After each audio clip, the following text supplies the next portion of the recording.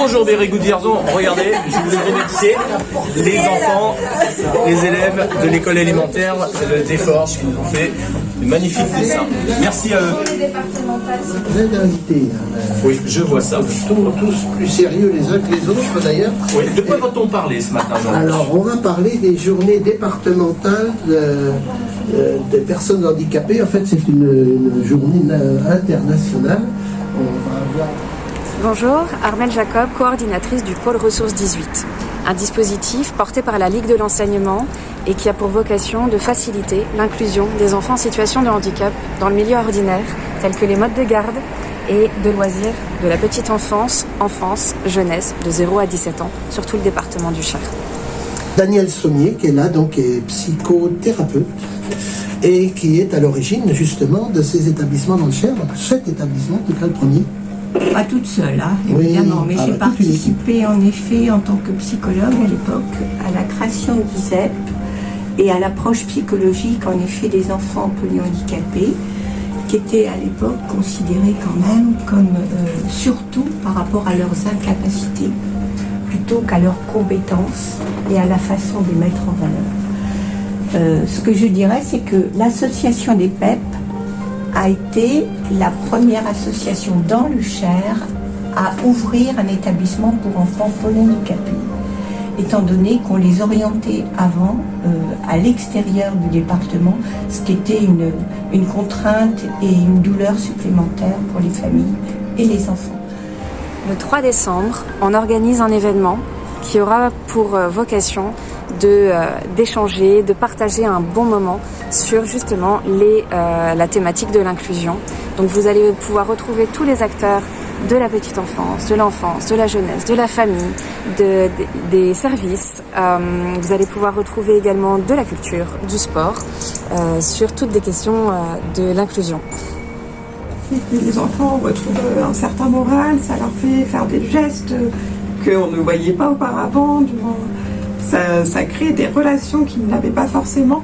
On peut voir la jeune fille sur l'affiche avec un sourire radieux par exemple, même si on... Donc c'est un événement qui aura lieu au Carré de Rouen le 3 décembre de 10h à 18h et qui est complètement gratuit, accessible à tous.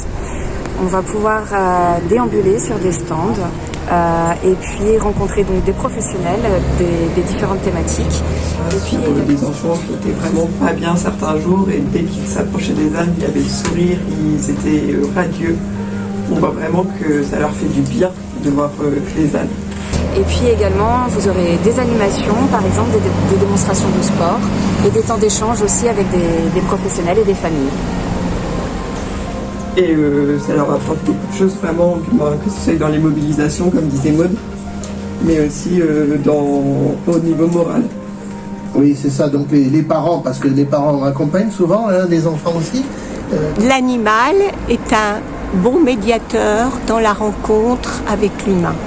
Il a toujours longtemps été utilisé par l'humain pour des choses utiles pour lui.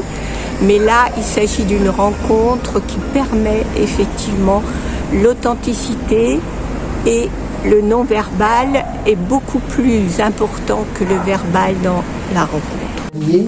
Serait dans une position passive et que vous essayez de le faire sortir de cette position-là. Aussi, oui, tout à fait, vraiment, de susciter vraiment des émotions.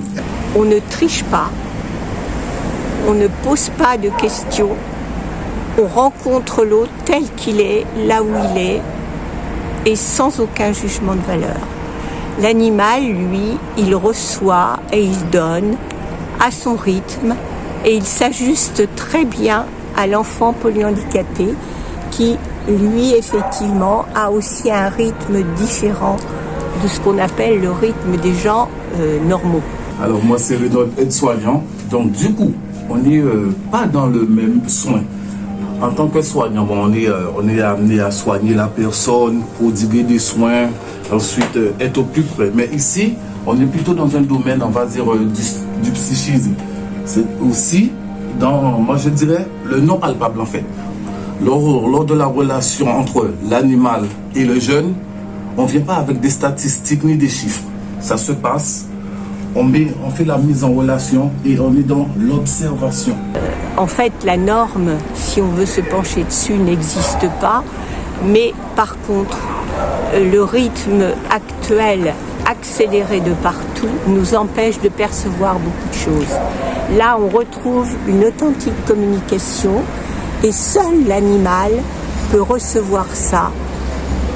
Et l'enfant le reçoit et montre des compétences qu'il ne montre pas habituellement. Et il est un révélateur d'intelligence. Je voulais juste dire que les auditeurs qui n'auront pas la possibilité de se rendre à cette journée du 3 décembre, la vidéo va être mise en ligne très prochainement sur le site internet des PEP 18 ou sur la chaîne YouTube. Donc ça s'appelle Vers la rencontre, le documentaire d'Antoine Bollon. D'accord.